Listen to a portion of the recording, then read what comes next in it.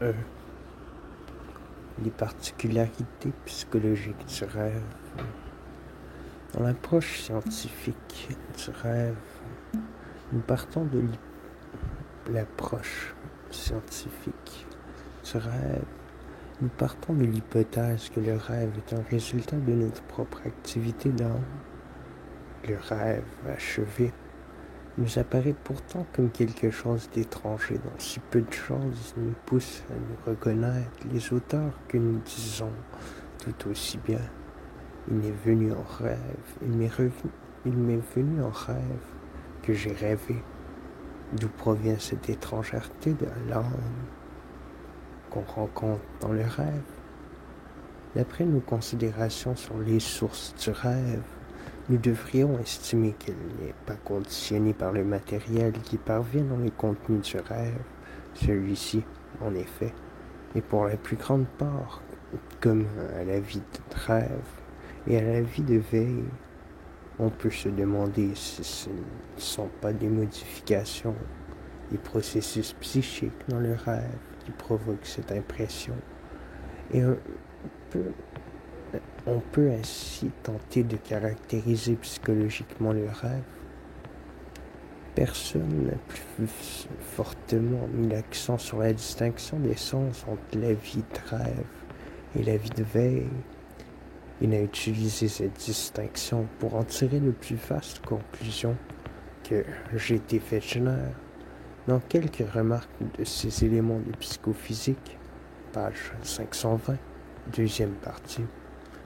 Il estime que ni le simple abaissement de la vie d'âme consciente au-dessous du seuil principal, ni le fait de retirer notre attention aux influences du monde extérieur ne suffisent à éclaircir les particularités de la vie de rêve par rapport à la vie de veille. Il suppose bien plutôt que la scène des rêves, elle aussi, est autre que celle de la vie de représentation vigile. Si la scène de l'activité psychophysique devait être la même pendant le sommeil et pendant la veille, alors le rêve ne pourrait être, à mon avis, que la continuation de la vie de représentation vigile, si se situant à un degré inférieur d'intensité. Il devrait par ailleurs partager sa matière et sa forme, mais il en va tout autrement. Ce que Fechner entend par une telle migration de l'activité d'âme n'est sans doute pas tiré au clair.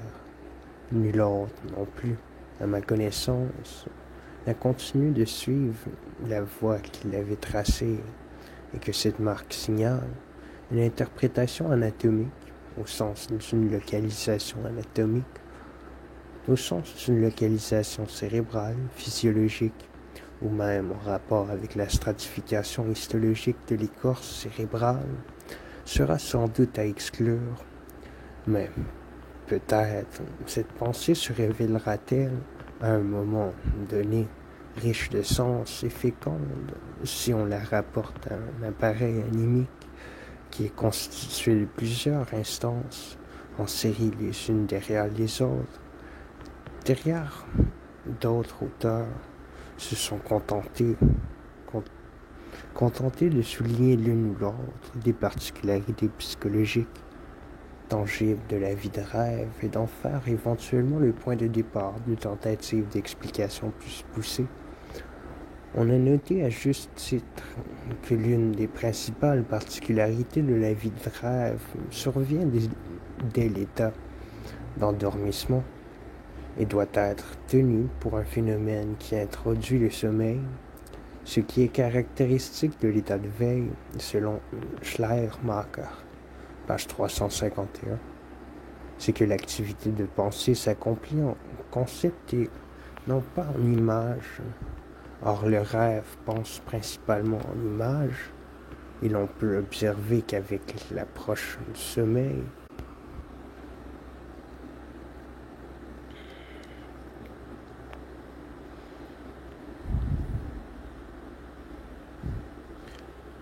dans la mesure même où les activités volontaires s'avèrent plus difficiles, surgissent des représentations non voulues qui toutes appartiennent à la classe des images.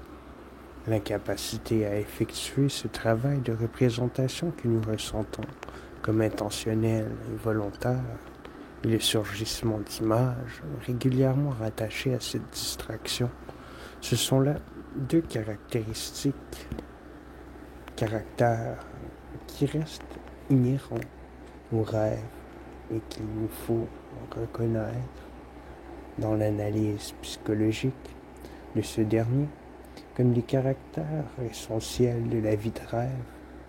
À propos des images, les hallucinations hypnagogiques, nous avons appris qu'elles-mêmes sont, par leur contenu, identiques aux images de rêve.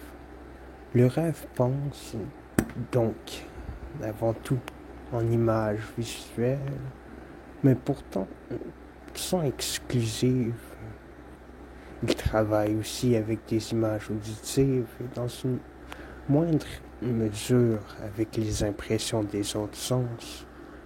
Beaucoup de choses encore sont dans les rêves simplement pensées ou représentées, trouvant donc vraisemblablement leur représentance dans des restes de représentation de mots, tout à fait comme c'est le cas à l'état de veille, mais seuls sont pourtant caractéristiques pour le rêve les éléments de contenu qui se comportent comme des images, c'est-à-dire sont plus semblables aux perceptions qu'aux représentations mnésiques.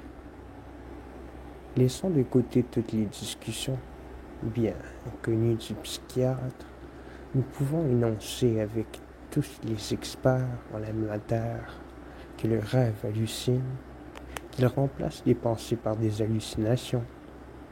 De ce point de vue, il n'y a aucune différence entre des représentations visuelles et des représentations acoustiques.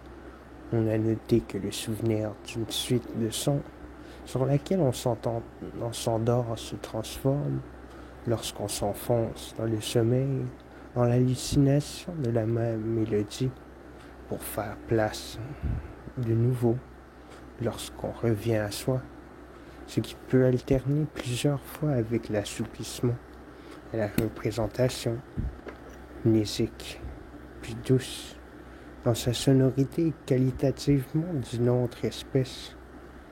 La transformation de la représentation en hallucination n'est pas l'unique façon dont le rêve s'écarte d'une pensée vigile qui pourrait éventuellement lui correspondre.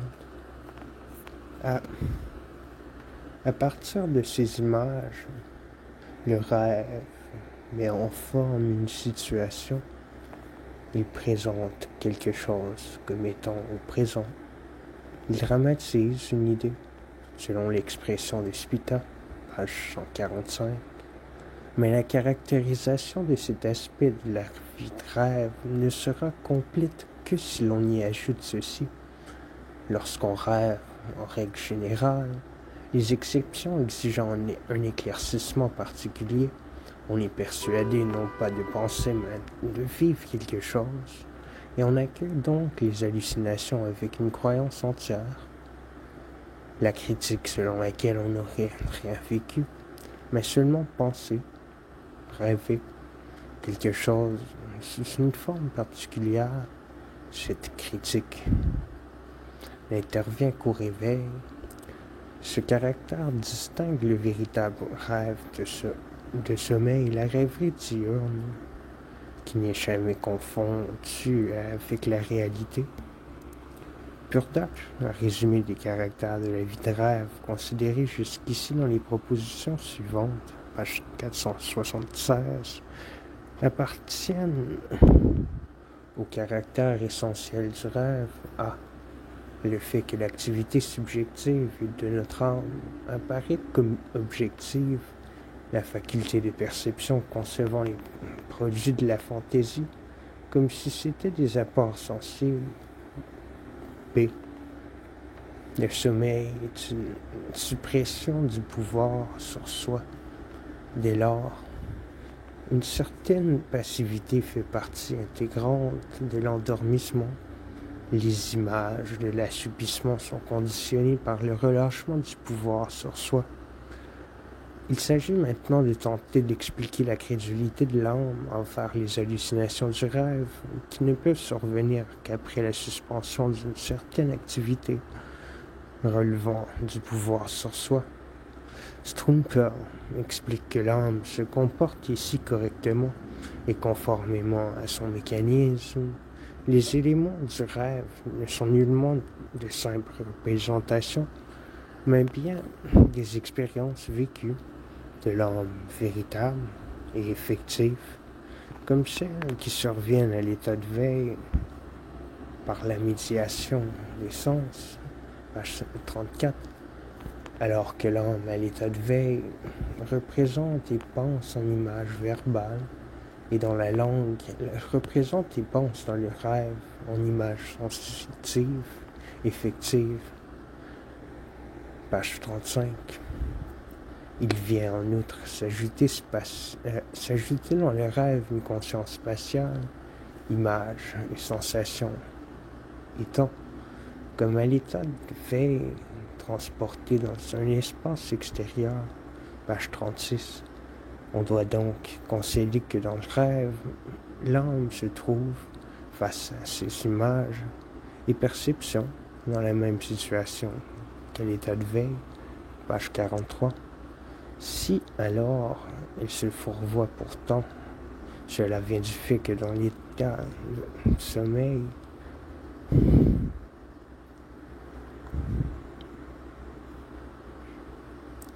il lui manque le critère que seul peut faire la différence entre les perceptions sensorielles données de l'extérieur et celles données de l'intérieur.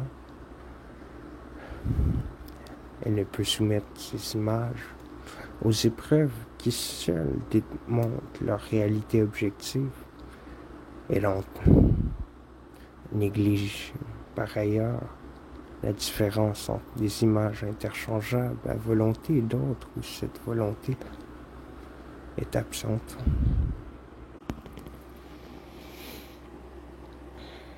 Elle est dans l'erreur parce qu'elle ne peut pas appliquer au contenu de son rêve la loi de la causalité, page 58.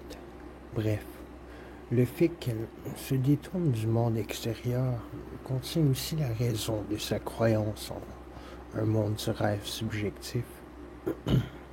Delboeuf parvient à la même conclusion après des développements psychologiques qui s'écartent en partie de ce qui précède. Nous accordons aux images de rêve la croyance de réalité parce que nous n'avons pas dans le sommeil d'autres impressions auxquelles les comparer, parce que nous sommes détachés du monde extérieur. Mais ce ne saurait être parce que la possibilité nous est retirée dans le sommeil de procéder à des épreuves que nous croyons à la vérité de nos hallucinations. Le rêve peut nous représenter en mirage tous ces extrêmes, ces examens. Par exemple, nous montrer que nous touchons la rose ou que nous voyons. Et pourtant, à ce moment-là, nous rêvons. Il n'y a pas, selon Delboeuf, de critères solides pour savoir si quelque chose est un rêve ou est de la réalité effective vigile, sauf et ceci avec une généralité qui est seulement d'ordre pratique le fait du réveil. Seulement l'ordre pratique le fait du réveil. Je déclare illusion tout ce qui a été vécu entre l'endormissement et le rêve quand je m'aperçois, grâce au réveil, que je suis couché dans mon lit, dévêtu, page 84. Pendant le sommeil, j'ai tenu pour vrai les images de rêve, par suite de l'habitude de penser, qui ne sauraient être mises en sommeil extérieur, face en sommeil, portant à admettre un monde extérieur face auquel je place mon moi en opposition. Si le fait de se détourner du monde extérieur est ainsi promu au rang de facteur déterminant qui marque de son empreinte les caractères les plus frappants de la vie de rêve, Il faut la peine de citer quelques fines remarques du vieux Burdach qui éclairent la relation à l'âme qui dort avec le monde extérieur et qui sont de nature à nous retenir de surestimer les déductions précédentes. Le sommeil, dit Burdach, ne se produit qu'à la condition que l'âme ne subisse pas l'incitation de stimuli sensoriels, mais ce n'est pas tant le manque de stimuli sensoriels que le manque d'intérêt pour eux qui est la condition du sommeil. Il est bien des impressions sensorielles qui sont même nécessaires dans la mesure où elles servent à l'apaisement de l'âme. Ainsi, pour le meunier qui ne dort que s'il entend les tic-tac de son moulin, et pour celui qui, ne pouvant s'endormir dans le noir, trouve par prudence nécessaire de faire brûler une veilleuse. Page 457. L'âme, dans le sommeil, s'isole du monde extérieur et se retire de la périphérie. Cependant, les relations ne sont pas totalement interrompues. Si l'on n'entendait pas et ne sentait pas dans le sommeil lui-même, mais seulement après le réveil, on ne pourrait absolument pas être réveillé.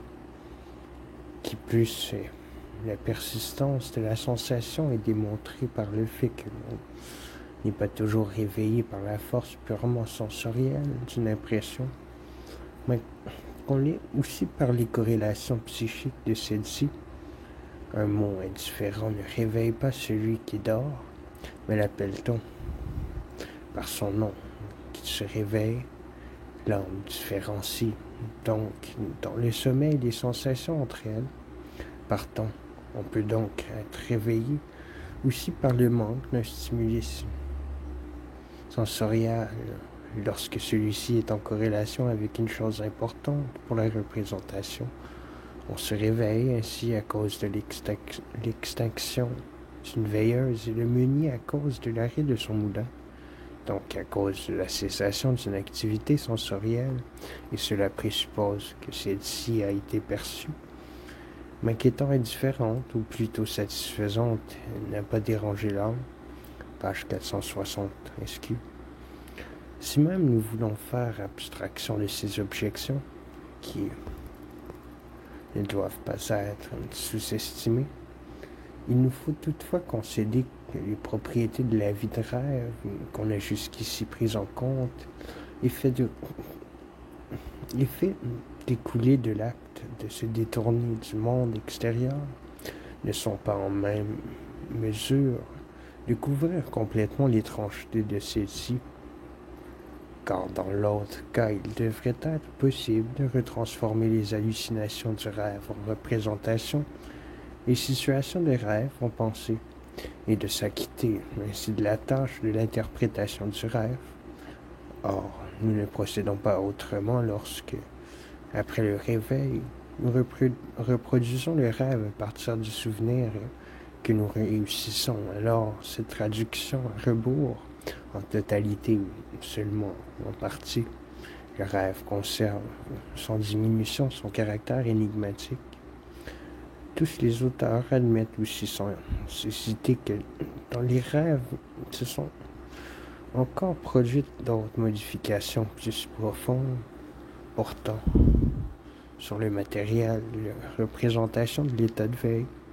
C'est une de ces modifications que Strunper tente de faire ressortir dans le commentaire suivant, page 17.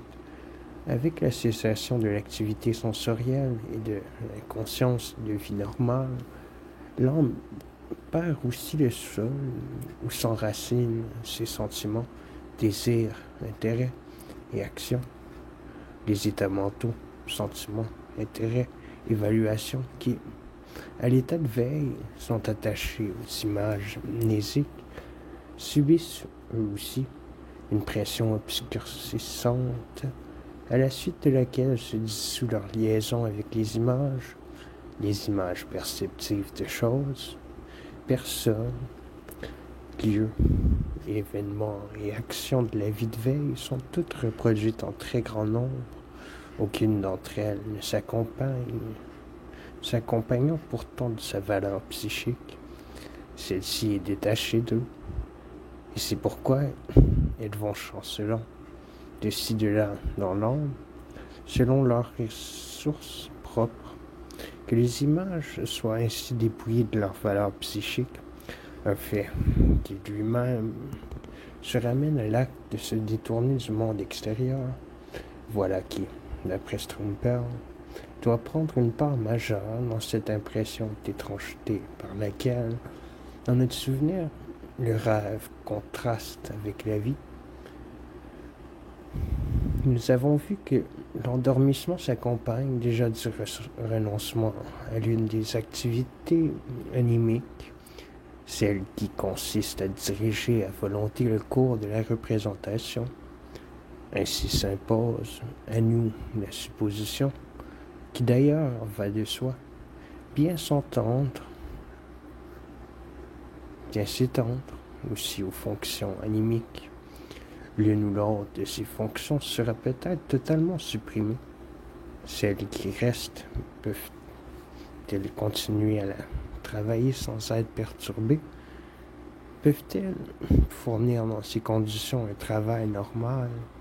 C'est la question qui se pose maintenant. Le point de vue qui émerge, c'est que l'on pourrait expliquer les particularités du rêve par le fonctionnement psychique diminué de l'état de sommeil. Et voici que l'impression produite par le rêve sur notre jugement vigile va à l'encontre de cette conception. Le rêve est incohérent, réuni sans en être choqué. L'hyper-contradiction admet des impossibilités, laisse de côté notre savoir si influent dans la journée, nous montre dans un état d'hébétude éthique et morale. Celui qui, à l'état de veille, se comporterait comme dans les situations que fait voir le rêve, nous le tiendrons pour fou. Celui qui, à l'état de veille, voudrait communiquer des choses comme celles qui apparaissent dans le contenu du rêve, celui-là nous donnerait l'impression d'un être confus ou débile. Aussi, croyons-nous, ne faire que mettre des mots sur cet état de fait lorsque nous n'évaluons que très bas l'activité psychique dans le rêve, et qu'en particulier nous déclarons supprimer, ou du moins gravement endommagé dans le rêve, les fonctions intellectuelles supérieures. Avec une unanimité inhabituelle, il sera question à un autre endroit des exceptions.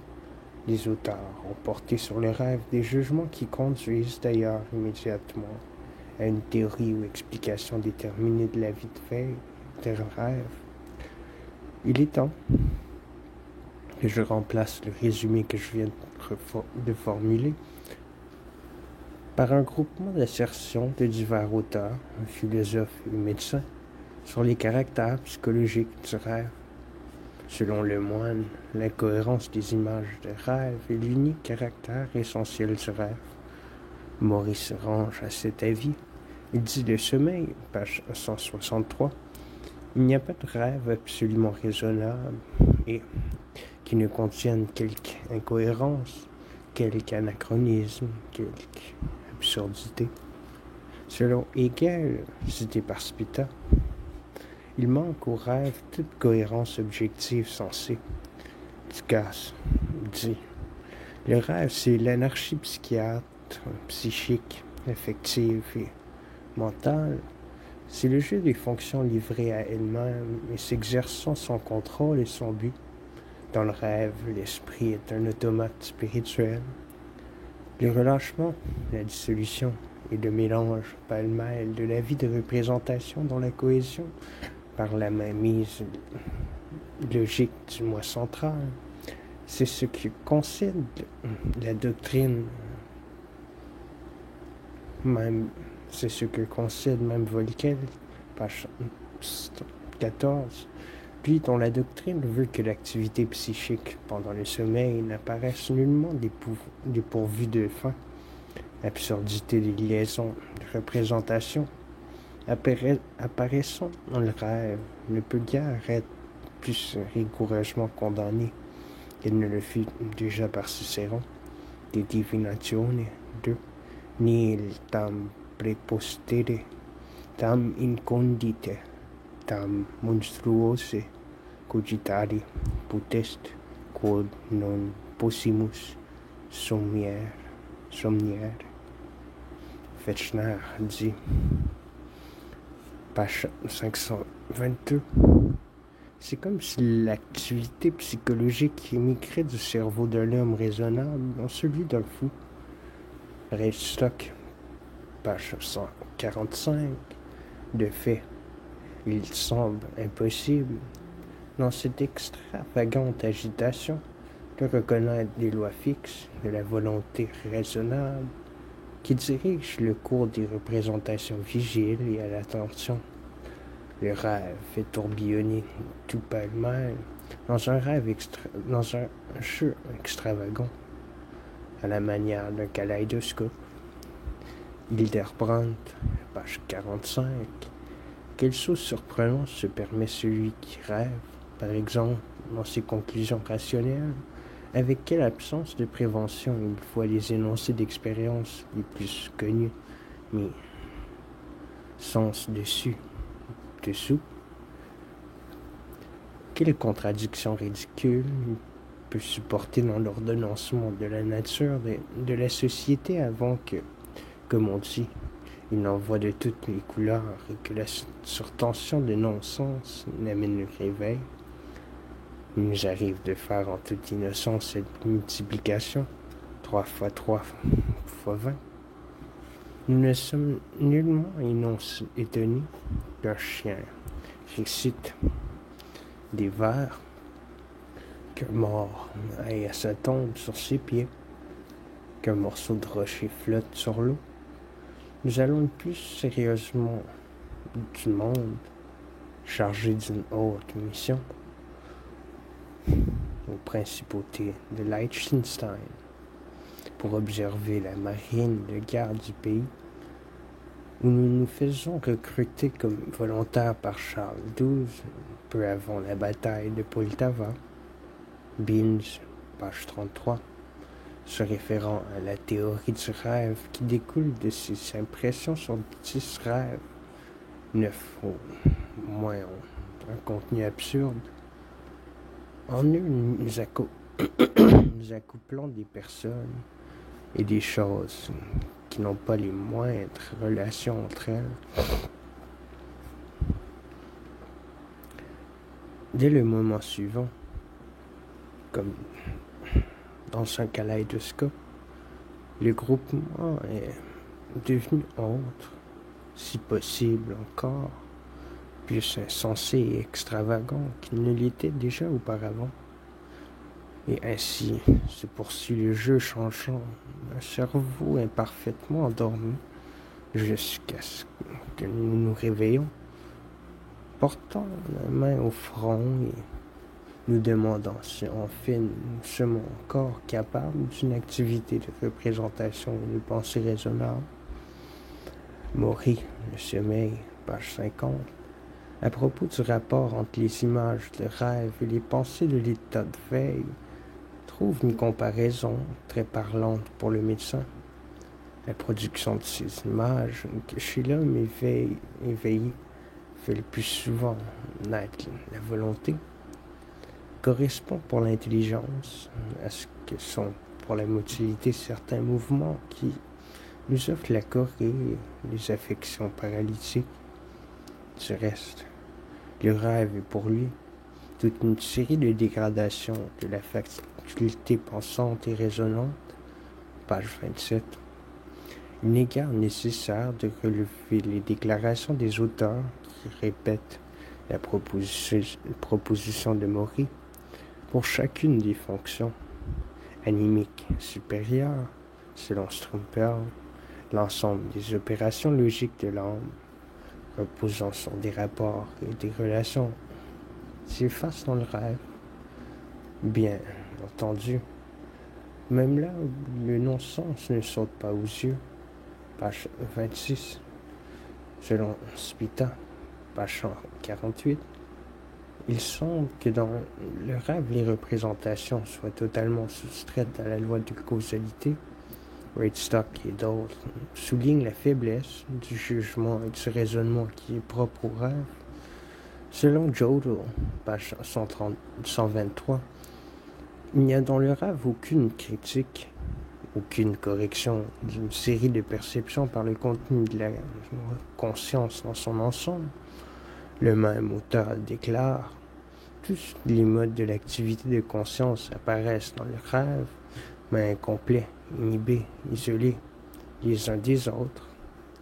Les contradictions avec notre savoir vigile ou entre les rêves. Stryker, avec beaucoup d'autres, rêve des faits, les explique par ceci, que dans le rêve des faits sont oubliés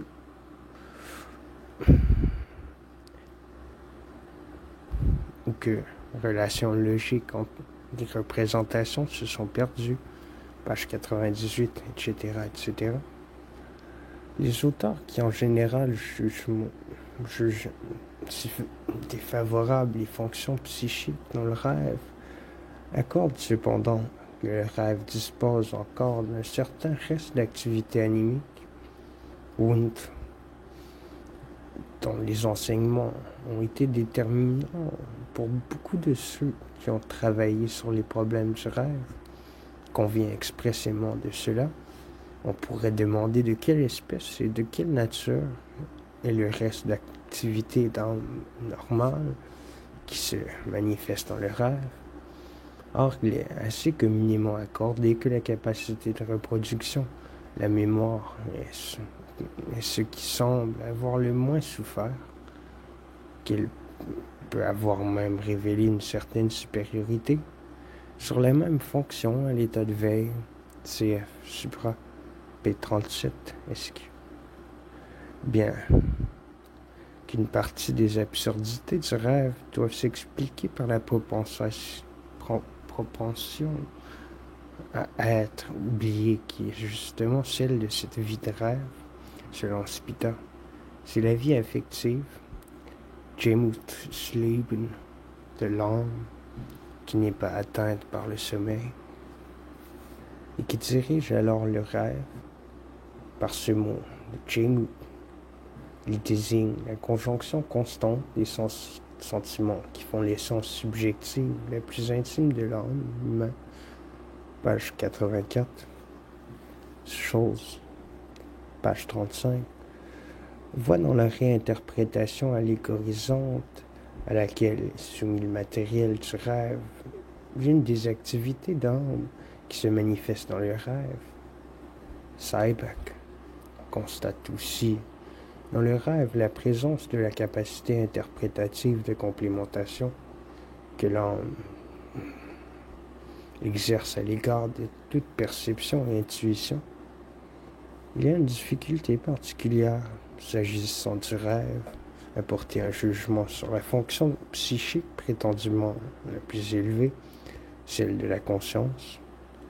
Étant donné que nous ne savons quelque chose du rêve que par la conscience, il ne peut y avoir aucun doute quant à la conservation de celle-ci. Spita estime toutefois que dans le rêve est seul conserver la conscience, et non, en plus, la conscience de soi. Delboeuf avoue qu'il ne parvient pas à saisir la difficulté entre la différence ainsi faite. Les lois de l'association selon lesquelles les représentations se connectent valent aussi pour les images de rêve, bien plus. Leur domination s'exprime dans les rêves avec plus de pureté et de force. Strumper, page 70. Le rêve se déroule bien exclusivement à ce qu'ils sont, selon les lois, les représentations à l'état nu, ou bien, selon celles des stimuli organiques, accompagnés de telles représentations, c'est-à-dire sans que la réflexion et l'entendement, le goût esthétique, et flexion de l'entendement, le goût esthétique, et le jugement moral, y puissent quelque chose. Les auteurs dont je reproduis ici les vues se représentent la formation des rêves à peu près de la manière suivante. La somme des stimuli de sensations exerçant une action dans le sommeil à partir de diverses sources citées ailleurs réveille d'abord dans l'âme un certain nombre de représentations qui se présentent comme des hallucinations. Selon Wood, ce seraient plutôt des illusions du fait qu'elles proviennent des stimuli externes et internes. Celles-ci se connectent entre elles selon les lois de l'association bien connues et réveillent à leur tour, selon les mêmes règles, une nouvelle série de représentations, images. Tout le matériel est ensuite élaboré, dans la mesure du possible, parce que ce qui reste encore actif dans les facultés ordonnatrices pensantes de l'âme, CF par exemple, Wundt et Weigand, seulement on n'a pas encore réussi à apercevoir les motifs qui décident si le réveil des images ne provenant pas de l'extérieur a lieu d'après telle loi de l'association. Mais il a été remarqué à plusieurs reprises que les associations qui relient entre elles les représentations des rêves sont d'une espèce tout à fait particulière et distincte de celles qui sont actives dans le pensée vigile. Volkelt, CSI, page 15. Dans le rêve, les représentations se pourchassent, s'attrapent selon des ressemblances fortuites et des corrélations à peine perceptibles. Tous les rêves sont traversés de telle association lâche et sans contrainte. Maury, ce caractère de la liaison permet de mettre la vie de rêve en analogie plus étroite avec certains troubles mentaux. Il reconnaît ces deux caractères principaux du délire. 1. Une action de l'esprit. 2. Une association vicieuse et irrégulière des idées. Le sommeil, page 126 de Maury. Lui-même nous viennent deux excellents exemples de rêves dans lesquels la seule homophonie des mots assure la connexion des représentations des rêves. Il rêve un jour qu'il entreprenait un pèlerinage à Jérusalem ou à la Mecque. Puis, après bien des aventures, il se trouvait chez le chimiste Pelletier. Celui-ci lui donnait, après une conversation, une pelle en zinc, et celle-ci devenait dans un fragment de rêve suivant sa grande épée de combat, page 137. Une autre fois, il marchait en rêve sur la route, il lisait sur les bornes, les kilomètres. Là-dessus, il se trouvait chez un épicier qui avait une grande balance, et un homme mettait des poids d'1 kilo sur le plateau pour peser Maury. Puis l'épicier lui dit: « Vous n'êtes pas à Paris, mais dans l'île de Guilolo. » Suivirent là-dessus plusieurs images dans lesquelles il vit la fleur Lobélia. Puis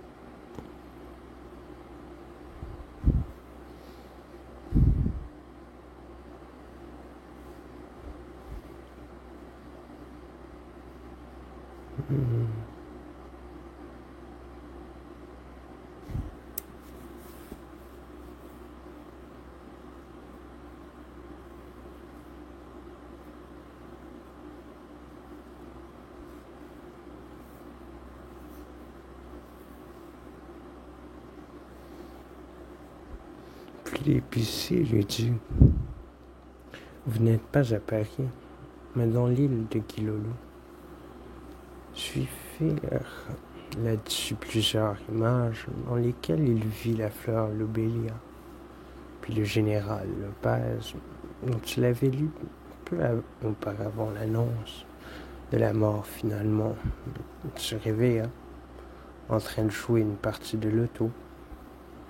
Mais nous nous attendons bien à ce que cette sous-estimation soit des fonctions psychiques du rêve ne soit pas restée sans être contredite par ailleurs. Certes, la contradiction paraît ici difficile. Cela ne signifie d'ailleurs pas grand-chose qu'un des dépréciateurs de la vie de rêve assure suite page 118, que les mêmes lois psychologiques régnant à l'état de veille régissent aussi le rêve. Aucun autre du gaz énonce que le rêve n'est pas des raisons, ni même irraison pure, aussi longtemps que tous deux ne prennent pas la peine de mettre cette estimation en harmonie avec l'anarchie psychique et la dissolution de toutes les fonctions dans le rêve qu'ils ont décrites. Mais il semble que d'autres aient vu poindre la possibilité que la folie du rêve, après tout, ne soit peut-être pas son méthode, qu'il ne soit peut-être que dissimulation, comme chez le prince danois à la folie, duquel se rapporte le jugement perspicace cité ici. Il faut que ces auteurs aient évité de juger selon l'apparence, ou bien que l'apparence que le rêve leur offrait était autre. C'est ainsi que Havelock Ellis confère au rêve, sans vouloir s'attarder à son apparente absurdité, la dignité d'un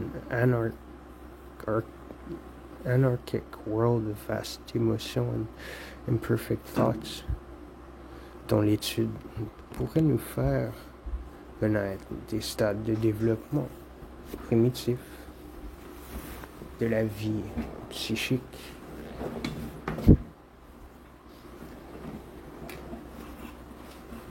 J. Sully, page 362, soutient la même conception du rêve, mais en l'étendant et en l'approfondissant encore.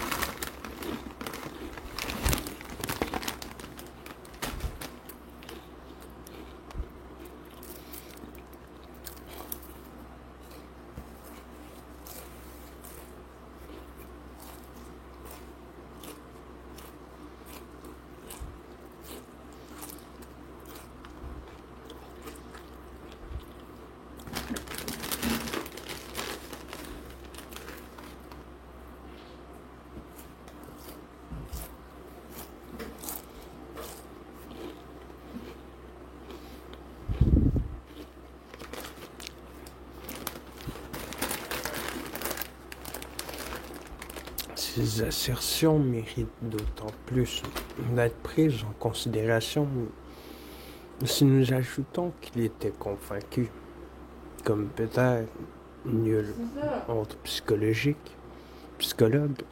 de ce que le rêve, d'une façon voilée, fait sens. Now, our dreams are a means of conserving these successive personalities.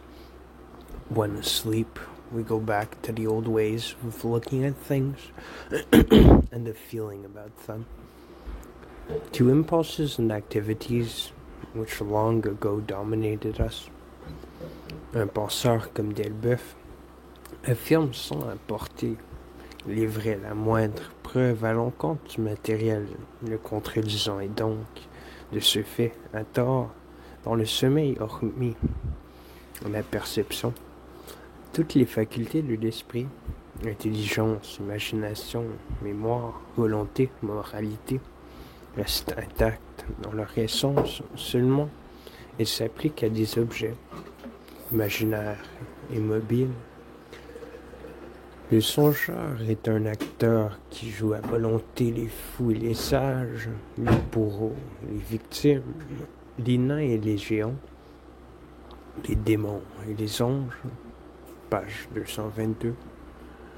Celui qui semble avoir contesté avec le plus d'énergie la dépréciation du fonctionnement psychique dans le rêve, c'est le marquis d'Hervey, contre lequel Maury polémique vivement et dont, malgré tous mes efforts, je n'ai pu me procurer l'ouvrage. Maury dit de lui, le sommeil, page 19, aime le marquis d'Hervey prête à l'intelligence durant le sommeil, toute sa liberté d'action et d'attention, et il ne semble faire consister le sommeil que dans l'occlusion des sens, dans leur fermeture au monde extérieur, en sorte que l'homme qui dort ne se distingue guère, selon sa manière de voir, de l'homme qui laisse vaguer sa pensée en se bouchant les sens. Toute la différence qui sépare alors la pensée ordinaire de celle du dormeur, c'est que chez celui-ci, l'idée prend une forme visible, objective, et ressemble à s'y méprendre à la sensation déterminée par les objets extérieurs. Le souvenir revêt l'apparence du fait présent, mais Maury ajoute qu'il y a une différence de plus et capitale, à savoir que les facultés intellectuelles de l'homme endormi n'offrent pas l'équilibre qu'il garde chez l'homme éveillé. Chez Vachid, qui nous procure une meilleure connaissance du livre d'Hervey, nous trouvons que cet auteur s'exprime de la manière suivante sur l'apparente incohérence des rêves. L'image du rêve est la copie de l'idée. Le principal est l'idée. La vision n'est qu'accessoire. Ceci était établi. Il faut savoir suivre la marche des idées. Il faut savoir analyser le tissu des rêves. L'incohérence devient alors compréhensible. Les conceptions les plus fantasques deviennent des faits simples et parfaitement logiques. Page 146 et page 147.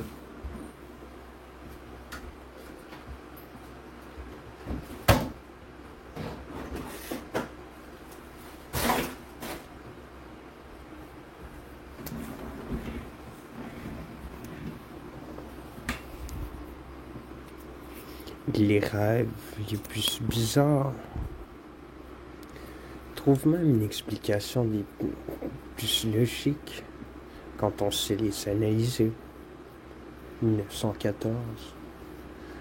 J. Stark a attiré l'attention sur le fait qu'une résolution analogue de l'incohérence du rêve a été défendue en 1799 par un vieil auteur, Wolfe Davidson, qui m'était inconnu. Page 136. Les sauts singuliers de nos représentations dans le rêve ont tous leur fondement dans la loi de l'association, sauf que parfois cette liaison se produit dans l'âme de façon très obscure, de sorte que nous croyons souvent observer un saut dans la représentation là où il n'y en a aucun. 1914. La gamme des appréciations du rêve comme produit psychique est très large dans la littérature sur le sujet. Elle s'étend de la sous-estimation la plus profonde, dont nous savons déjà comment elle s'exprime, en passant par le pressentiment d'une valeur non encore dévoilée, jusqu'à la surestimation qui place le rêve bien au-dessus des performances de la vie de la veille, Hildebrand, qui, comme nous le savons, esquisse en trois antinomies la caractérisation psychologique de la vie de rêve, regroupe dans la troisième de ses oppositions les points extrêmes de cette série, page 19. C'est celle entre une intensification une potentialisation qui n'est pas rare de voir s'élever jusqu'à la virtuosité, et d'un autre côté un amoindrissement, un affaiblissement décisif de la vie d'âme, menant souvent au-dessous du niveau de l'humain.